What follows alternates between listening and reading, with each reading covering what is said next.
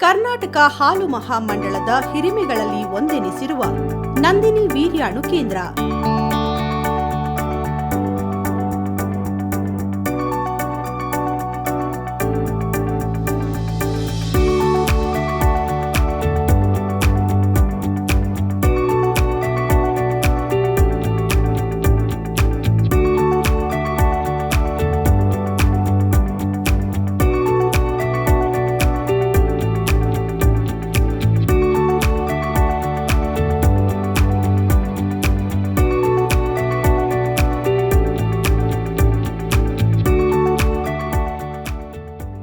ಸ್ವಾತಂತ್ರ್ಯಕ್ಕೆ ಮೊದಲು ಹಾಲು ಮತ್ತು ಹಾಲು ಉತ್ಪನ್ನಗಳಿಗೆ ಕೊರತೆ ಎದುರಿಸುತ್ತಿದ್ದ ಭಾರತವನ್ನು ಇಂದು ಈ ವಿಚಾರದಲ್ಲಿ ಜಾಗತಿಕ ಮಟ್ಟದ ನಂಬರ್ 1 ದೇಶವನ್ನಾಗಿ ಪರಿವರ್ತಿಸಿದ್ದು ಶ್ರೀಯುತ ವರ್ಗೀಸ್ ಕುರಿಯನ್ ರವರು ಚಾಲನೆ ನೀಡಿದ್ದ ಕ್ಷೀರಧಾರೆ ಯೋಜನೆಯದ್ದಾಗಿರುತ್ತದೆ.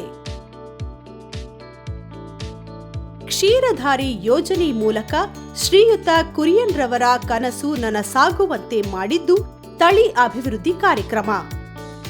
ಬೆಂಗಳೂರಿನ ಹೆಸರಘಟ್ಟ ಬಳಿಯ ಕಾಕೋಳು ಗ್ರಾಮದಲ್ಲಿ 1984ರಲ್ಲಿ ಸ್ಥಾಪನೆ ಮಾಡಲಾಗಿರುವ ನಂದಿನಿ ವೀರ್ಯಾಣು ಕೇಂದ್ರವು ಹೈನು ರಾಸುಗಳ ತಳಿ ಅಭಿವೃದ್ಧಿ ಕಾರ್ಯಕ್ರಮಕ್ಕೆ ಬೇಕಿರುವ ಅತ್ಯಮೂಲ್ಯ ಸರಕು ಘನೀಕೃತ ವೀರ್ಯ ನಳಿಕೆಗಳ ಉತ್ಪಾದನೆ ಮತ್ತು ಮಾರಾಟ ಮಾಡುವ ಕಾಯಕದಲ್ಲಿ ತೊಡಗಿಸಿಕೊಂಡಿರುತ್ತದೆ. ಸ್ಥಾಪನೆಗೊಂಡ ಪ್ರಾರಂಭದಲ್ಲಿ ಬುಲ್ ಬ್ರೀಡಿಂಗ್ ಫಾರಂ ಎನ್ನಲಾಗುತ್ತಿದ್ದ ಘಟಕದ ಹೆಸರನ್ನು 1992ರಲ್ಲಿ ನಂದಿನಿ ವೀರ್ಯಾಣು ಕೇಂದ್ರವೆಂದು ಬದಲಿಸಲಾಗಿರುತ್ತದೆ. ಪ್ರಾರಂಭದಲ್ಲಿ ವಾರ್ಷಿಕ 4300 ಘನೀಕೃತ ವೀರ್ಯ ನಳಿಕೆಗಳನ್ನು ಉತ್ಪಾದಿಸುತ್ತಿದ್ದ ಘಟಕವು ಇಂದು ವಾರ್ಷಿಕ 40 ಲಕ್ಷಕ್ಕೂ ಅಧಿಕ ಘನೀಕೃತ ವೀರ್ಯ ನಳಿಕೆಗಳನ್ನು ಉತ್ಪಾದಿಸುವಷ್ಟರ ಮಟ್ಟಿಗೆ ತನ್ನ ಪ್ರಗತಿಯನ್ನು ಅಭಿವೃದ್ಧಿಪಡಿಸಿಕೊಂಡಿರುತ್ತದೆ.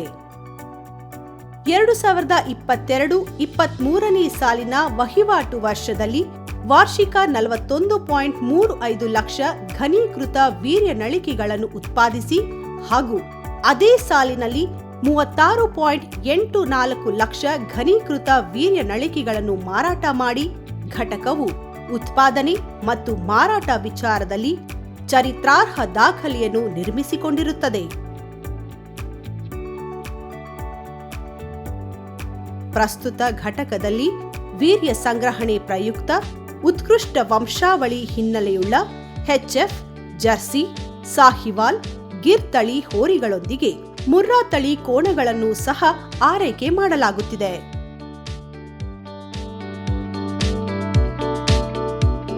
ಘಟಕವು ಹೋರಿಗಳ ಸಾಕಾಣಿಕೆಗಾಗಿ ಪ್ರಸ್ತುತ ಆಧುನಿಕ ಶೈಲಿಯ 6 ಹೋರಿಗಳ ಶೆಡ್ಗಳನ್ನು ಹೊಂದಿರುತ್ತದೆ. 250 ಎಕರೆಯಷ್ಟು ವಿಶಾಲ ಪ್ರದೇಶ ಹೊಂದಿರುವ ಘಟಕವು ಸುಮಾರು 70 ಎಕರೆಯಷ್ಟು ಕೃಷಿ ಪ್ರದೇಶದಲ್ಲಿ ತುಂತುರು ನೀರಾವರಿ ಸೌಲಭ್ಯವನ್ನು ಬಳಸಿಕೊಂಡು ಹೋರಿಗಳ ಸಾಕಾಣಿಕೆಗೆ ಬೇಡಿಕೆ ಇರುವಷ್ಟು ಹಸಿರು ಹಾಗೂ ಒಣ ಮೇವನ್ನು ಉತ್ಪಾದಿಸಲು ಎಲ್ಲಾ ರೀತಿಯ ಅನುಕೂಲತೆಗಳನ್ನು ಕಲ್ಪಿಸಿಕೊಂಡಿರುತ್ತದೆ.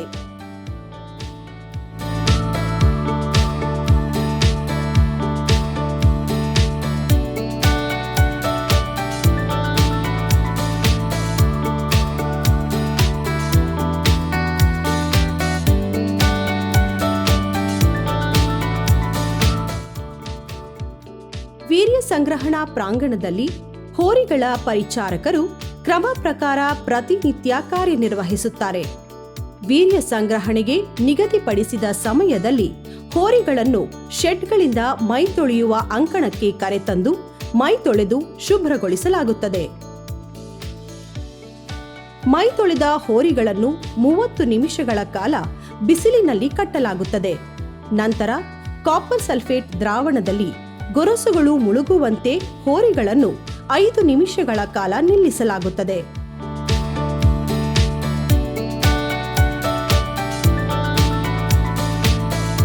ಹೋರಿಗಳ ಪ್ರಪ್ಯೂಸ್ ಅನ್ನು ಶುಭ್ರವಾದ ಬಟ್ಟೆಯಿಂದ ಶುಚಿಗೊಳಿಸಿ ಪ್ರಪ್ಯೂಸ್ ಸುತ್ತಲಿನ ಕೂದಲನ್ನು ಕತ್ತರಿಸಿ ತೆಗೆದು ಬುಲ್ ಏಪ್ರಾನ್ ಅನ್ನು ಕಟ್ಟಲಾಗುತ್ತದೆ. ನಂತರ ಹೋರಿಗಳನ್ನು ವೀರ್ಯ ಸಂಗ್ರಹಣಾ ಪ್ರಾಂಗಣಕ್ಕೆ ಕರೆದೊಯ್ದು ಅಲ್ಲಿ ಹೋರಿಗಳನ್ನು 2 ಸುತ್ತು ಓಡಾಡಿಸಲಾಗುತ್ತದೆ. ನಂತರ ಡಮ್ಮಿ ಹೋರಿಯ ಮೇಲೆ ಹತ್ತುವಂತೆ ಅವುಗಳನ್ನು ಪ್ರಚೋದಿಸಲಾಗುತ್ತದೆ. ಇದಾದ ಬಳಿಕ ಹೋರಿಗಳಿಂದ ಮೊದಲ ಬಾರಿಯ ವೀರ್ಯ ಸಂಗ್ರಹಣೆ ಮಾಡಲಾಗುತ್ತದೆ.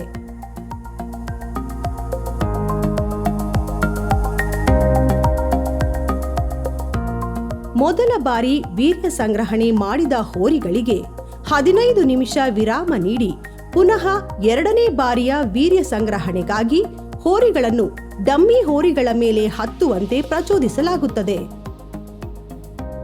ಪ್ರಾಂಗಣದಲ್ಲಿ ಹೋರಿಗಳನ್ನು ಪುನಃ 2 ಸುತ್ತು ಓಡಾಡಿಸಿದ ಬಳಿಕ ಎರಡನೇ ಬಾರಿ ವೀರ್ಯ ಸಂಗ್ರಹಣೆ ಮಾಡಲಾಗುತ್ತದೆ.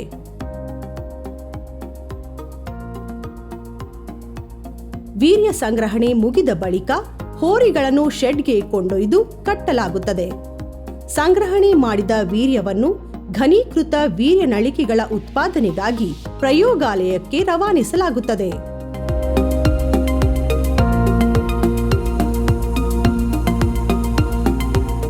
ಘಟಕದಲ್ಲಿನ ಸುಸಜ್ಜಿತ ವೀರ್ಯ ಸಂಸ್ಕರಣಾ ಪ್ರಯೋಗಾಲಯವು ಅಂತಾರಾಷ್ಟ್ರೀಯ ಖ್ಯಾತಿ ಯಂತ್ರೋಪಕರಣಗಳ ಸೌಲಭ್ಯವನ್ನು ಹೊಂದಿರುತ್ತದೆ.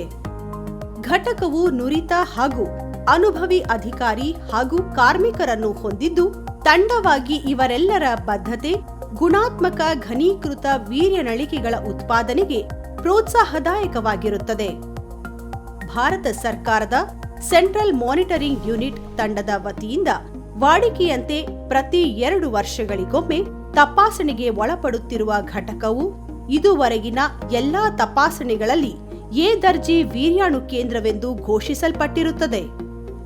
ಉತ್ಕೃಷ್ಟ ಗುಣಮಟ್ಟ ಹಾಗೂ ಸೋಂಕುರಹಿತ ಘನೀಕೃತ ವೀರ್ಯ ನಳಿಕೆಗಳ ಉತ್ಪಾದನಾ ಚಟುವಟಿಕೆಗೆ ಸಂಬಂಧಿಸಿದಂತೆ ಐಎಸ್ಒ ಪ್ರಮಾಣಪತ್ರ ದೃಢೀಕೃತ ಘಟಕ ಎಂಬ ಕೀರ್ತಿಗೂ ಪಾತ್ರವಾಗಿರುತ್ತದೆ.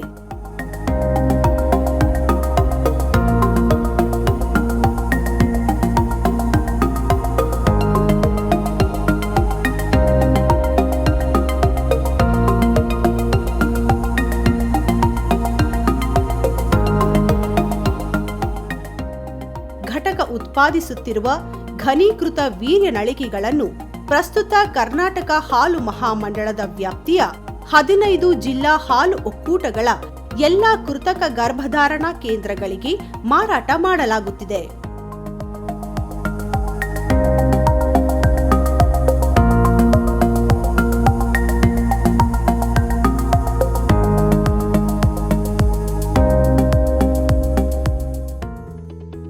ನಂದಿನಿ ವೀರ್ಯಾಣು ಕೇಂದ್ರವು ಹತ್ತಿರದ ರಾಜಾನುಕುಂಟೆಯಲ್ಲಿ 5 ಎಕರೆ ವಿಸ್ತೀರ್ಣದ ಕರು ಸಾಕಾಣಿಕಾ ಕೇಂದ್ರ ಅಂದರೆ ಕಾಫ್ ರೇರಿಂಗ್ ಸ್ಟೇಷನ್ ಹಾಗೂ ಹೆಸರಘಟ್ಟದಲ್ಲಿ 100 ಎಕರೆ ವಿಸ್ತೀರ್ಣದ ಹೋರಿಗಳ ಮಾತೃಕ್ಷೇತ್ರ ಅಂದರೆ ಬುಲ್ ಮದರ್ ಫಾರಂ ಎಂಬ 2 ಉಪ ಘಟಕಗಳನ್ನು ಹೊಂದಿರುತ್ತದೆ.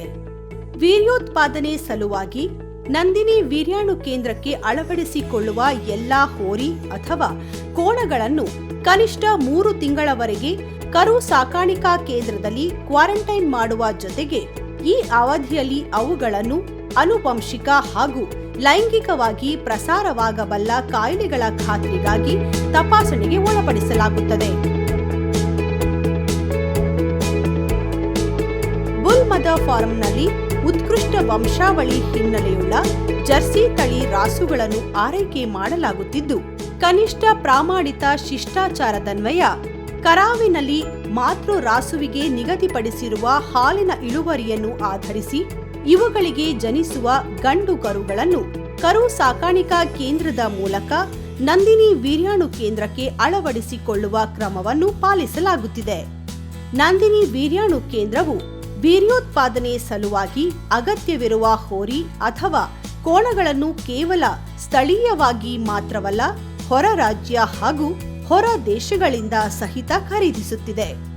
ಜೊತೆಗೆ ಕೇಂದ್ರ ಸರ್ಕಾರದ ಪಶುಪಾಲನಾ ಮತ್ತು ಹೈನುಗಾರಿಕೆ ಇಲಾಖಾ ವತಿಯಿಂದ ಹೋರಿಗಳು ಘಟಕಕ್ಕೆ ಹಂಚಿಕೆಯಾಗುವ ಪ್ರಕ್ರಿಯೆ ಸಹಿತ ಚಾಲ್ತಿಯಲ್ಲಿರುತ್ತದೆ. ಘಟಕದಲ್ಲಿನ ಅಧಿಕಾರಿ ಹಾಗೂ ಕಾರ್ಮಿಕರೆಲ್ಲರ ನಿಷ್ಠೆ, ಪ್ರಾಮಾಣಿಕತೆ, ದಕ್ಷತೆ ಹಾಗೂ ಪರಿಶ್ರಮದೊಂದಿಗೆ ಸಹಕಾರಿ ಕ್ಷೇತ್ರದ ಹೈನುಗಾರಿಕೆ ಸಮಾಜ ಮೆಚ್ಚುವ ರೀತಿಯಲ್ಲಿ ಚಟುವಟಿಕೆಯನ್ನು ಮುಂದುವರೆಸುತ್ತಿರುವ ನಂದಿನಿ ವೀರ್ಯಾಣು ಕೇಂದ್ರವು ತನ್ನ ಸೇವೆಯ ಪಯಣದಲ್ಲಿ ನಿಶ್ಚಿತ ಗುರಿಯೊಂದಿಗೆ 40ನೇ ವರ್ಷಕ್ಕೆ ಪಾದಾರ್ಪಣೆ ಮಾಡುತ್ತಿರುವುದು ನಂದಿನಿ ಬಳಗದ ಎಲ್ಲರ ಪಾಲಿಗೆ ಹೆಮ್ಮೆಯ ಸಂಗತಿಯಾಗಿರುತ್ತದೆ.